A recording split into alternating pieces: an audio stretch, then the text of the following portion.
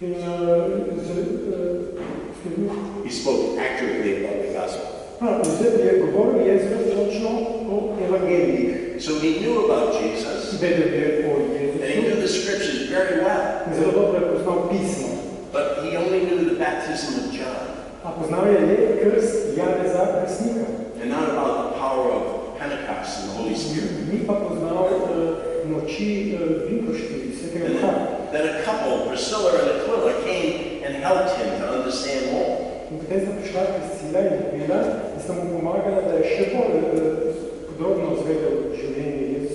was just a lay couple, nobody spectacular. But they had been empowered with the Holy Spirit.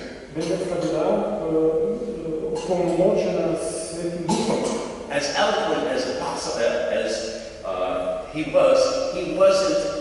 he didn't have the understanding that Priscilla and Aquila had.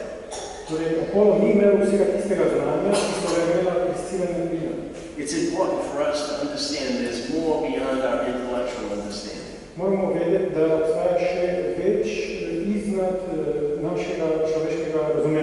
The Holy Spirit wants to anoint all of us to a deeper understanding of the Scriptures.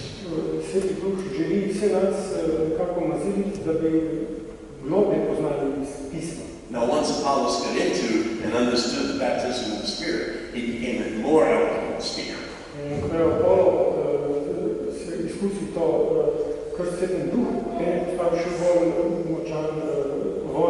So education is very important.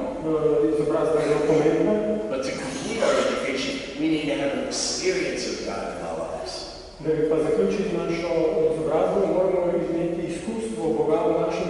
We don't want to just know about God, we want to know God.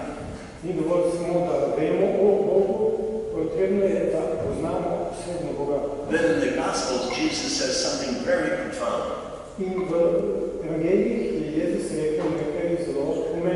Whatever you ask my Father in my name, he'll give it to you.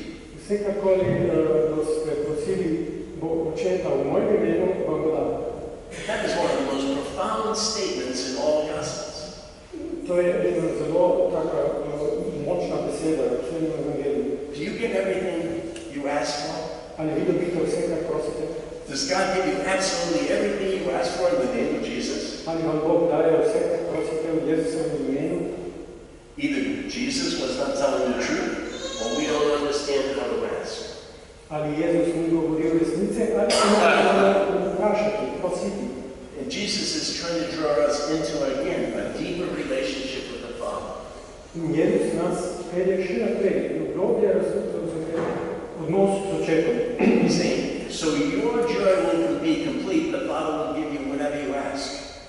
Torej, da bo vaše veselje polno, vam bo Oče dal vse, kar boste prosili. Then he says, the Father loves you because you loved me, Jesus. Oče vas ljubi, ker vi ljubite mene, Jezusa. Again, the secret to having prayer stances is loving Jesus. Skrivnost, da boste imeli uslišane prošnje, je, da ljubite Jezusa. When we come into a profound relationship, a loving relationship with Jesus, ko pridemo do osebnega, ljubečega odnosa z Jezusom, we'll know what and how to ask for anything. Bomo vedeli, kako in zakaj prositi. In a good relationship with Jesus, we have a good relationship with the Father. V dobrem odnosu z Jezusom bomo imeli dober odnos s Očetom. And He will give you whatever you ask for. In On nam bo dal, karkoli ga bomo prosili. You will know what to ask for. Vedeli bomo, kaj prositi. And you will have all your prayers answered. In imeli boste vse vaše prošnje slišali. Lord, give us wisdom. Gospod, daj nam modrost. Give us understanding of your scriptures. Da nam razumevanje tvojega pisma. But more importantly, give us a relationship with you. Še bolj pomembno, daj nam odnos s teboj. Amen. Amen.